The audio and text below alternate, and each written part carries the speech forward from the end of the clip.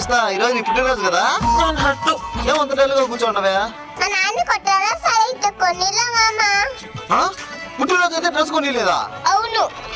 నేను కొనిస్తారా?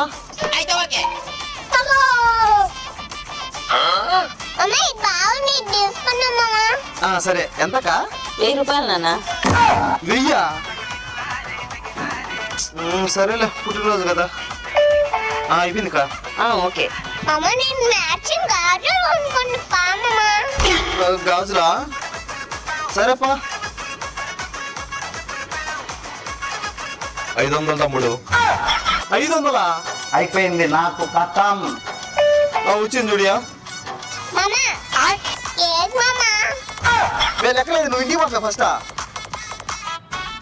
దిగు దిగా. మే 8 నాన్న నేను